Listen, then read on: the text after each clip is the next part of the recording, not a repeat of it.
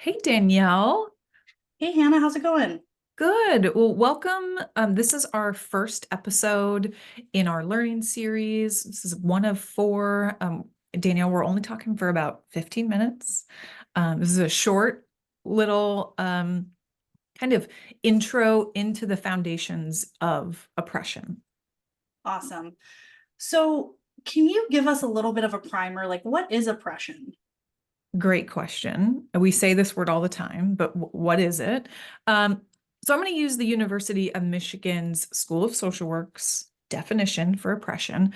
And they define oppression as the social act of placing severe restrictions on an individual, a group, or an institution, which occurs at all levels and is reinforced by social norms, institutional biases, and policies, interpersonal relationships, and personal beliefs. So oppression is really woven into so many areas of a person's life. Absolutely. How do you think that interfaces with social work values?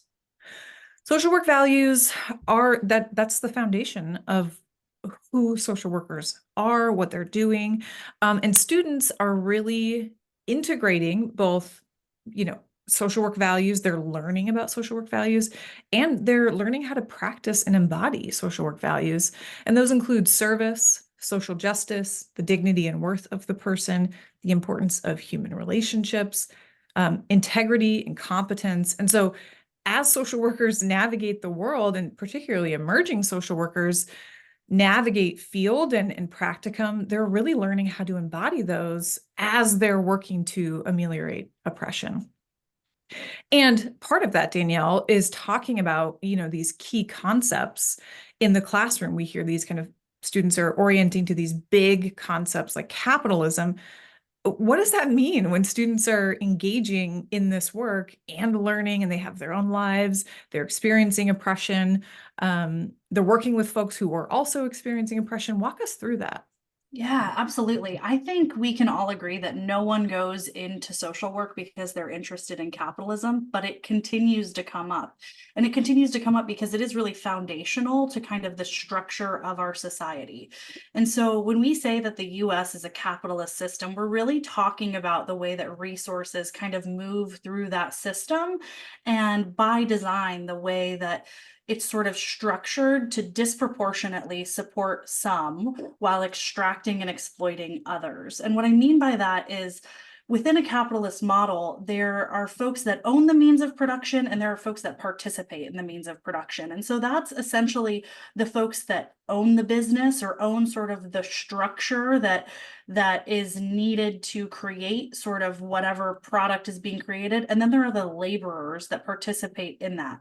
And this is a really important concept kind of for two main reasons that the folks that we serve are often experiencing a tremendous amount of oppression because of capitalism and their ability to access resource. And we see that in poverty, we see that in sort of resource acquisition through things like SNAP benefits and welfare, austerity politics. But we also see it come up a lot of times with our students. They're grappling with this idea, like I said, they didn't go into social work to be capitalists, but they're thrust into this medical model or this model that bills for services, which requires them to kind of water down or sort of change the types of services that they know their clients need because it doesn't fit into the billing model, it doesn't fit into the time frame, it's not sort of within that productivity set. And so this concept continues to come up and it's going to continue to come up as long as we're in this system. And another concept that's really important and really big that our students, of course, are orienting themselves to is white supremacy. Hmm. Very true. And, I would say white supremacy since 2020, since the murder of George Floyd, has been kind of at the tip of people's tongues more often. Would you agree with that?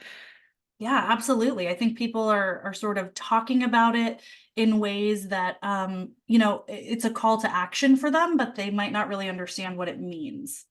Yeah, I see that too. And we see that in the classroom. Students are learning just like with capitalism, trying to understand what these systems mean, we also see that with the concept of white supremacy and who that applies to, how that applies, what that means. And so I want to kind of talk through white supremacy as a system and not as a person, right, Danielle? We often talk about white supremacy, white supremacists, right? Those can be, that can be a person, but it's also, as you were talking about with capitalism, it's an embodiment of behaviors, of practices, of systems. And so part of what white supremacy is really talking about, Danielle, what it's really saying is it's this invisibility of whiteness for most white people and the existence of unearned, unacknowledged privileges available to white people. And, you know, as we're talking about white supremacy, we also have to talk about intersectionality and the proximity to powerful identities, right? And part of that is how close you are to powerful identities, how the identities you have reach power, or how they are distanced from power. And that includes race, right, Danielle? But it also includes wealth and status, like you were talking about. It talks about heteronormativity. It talks about able-bodiedness, your religious beliefs. All of that is kind of encompassed in the system of white supremacy.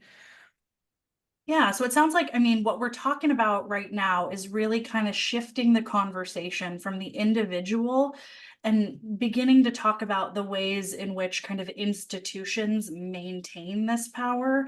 And I'm wondering if you could say a little bit about sort of the way that that power is maintained within these systems. Yeah, I mean, white supremacy also embodies capitalism. So here we have these concepts of oppression that really build on one another and are foundational to each other, right? They're a kind of amoebas. They're in this cyclical space where people are then excluded from resources. And you were just talking about the billing model. That's a great example of how folks are included and excluded. It also talks about surveillance and who's being monitored, how their symptoms are being monitored, how they enter the system, what data we have on them. And so all of these spaces really embody not only white supremacy, but oppression.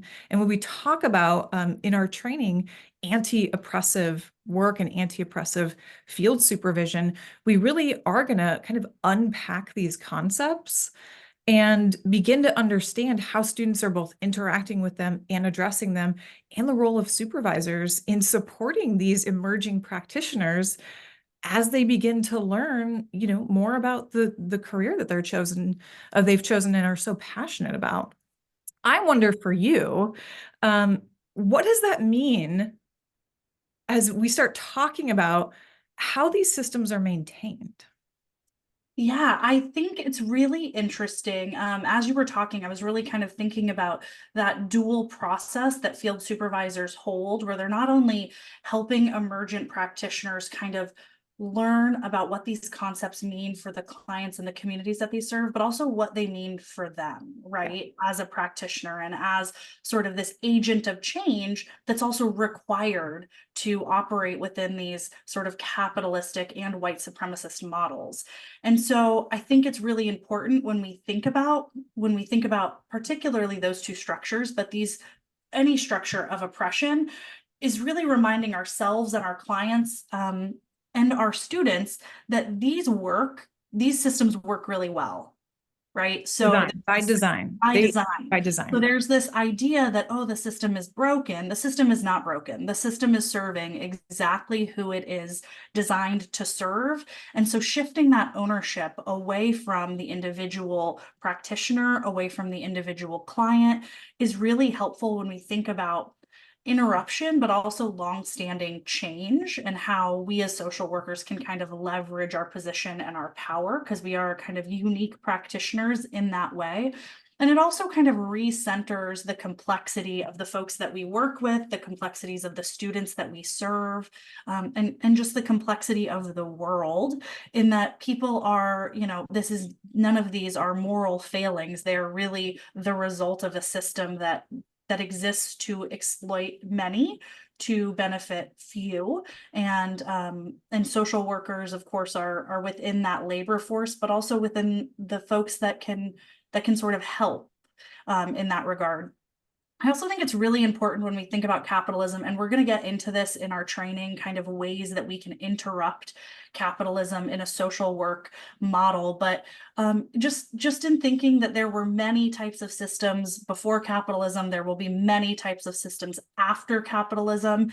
And so, students are often sort of a wealth of imagination and ways that things could be. And I think those are really fruitful conversations for folks, because social workers are change agents.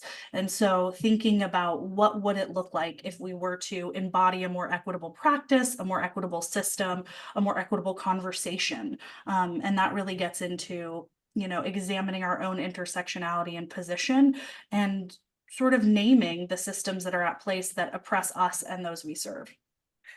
Yeah. And I, as you were talking, kept thinking about this, what I say to students in the classroom and, when I'm their field instructor is we're both impacting and impacted. And so we have to understand how we're impacting others, how we're part of systems that maintain oppression and generate new forms of oppression, which is happening all the time.